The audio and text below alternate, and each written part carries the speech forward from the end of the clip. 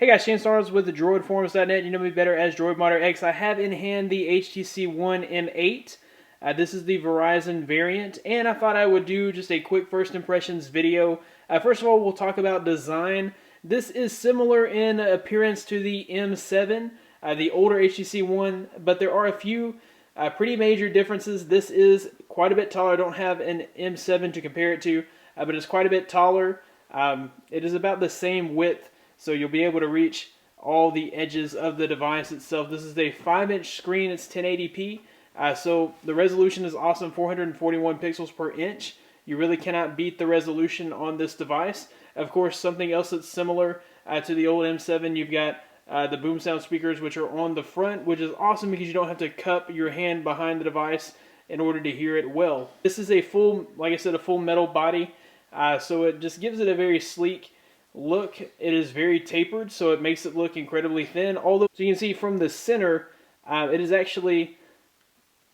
still a pretty thin device, but you can see that it is thicker in the center. It just has that really thin appearance because of the tapered, rounded edges. So it looks really sleek and slender.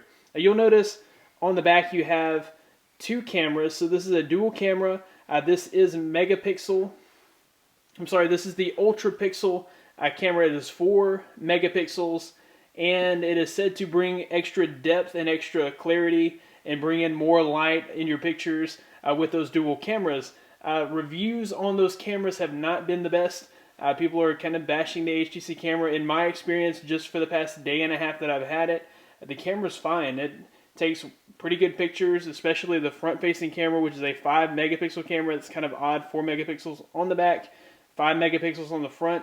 But HTC is kind of turning what we know about camera quality with the high megapixels. They're kind of turning that on in with the ultra pixel. This phone is feature rich. It does come with Blink Feed, which gives you all of your latest updates. It does come with KitKat preloaded. You're not going to have to wait for an update later on, so it does have the latest version of Android. It is running HTC Sense 6, which is pretty light, with that Qualcomm Snapdragon 801 quad-core processor that is clocked at 2.3 gigahertz. It's blazing fast. You're not going to notice any lag like you might notice on the Galaxy devices with the TouchWiz. Battery life's been pretty incredible. It is a 2600 milliamp hour battery in this device, and it easily lasts all day long. So it's 7:33 at night. This phone's been unplugged all day long, and we still have quite a bit of battery left. So battery life has been pretty good on this device.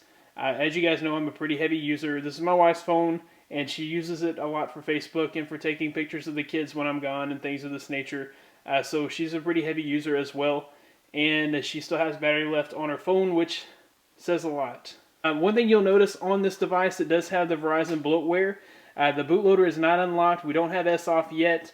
SOF is being worked on for this device, but until we get some root, we're not going to be able to remove all this bloatware.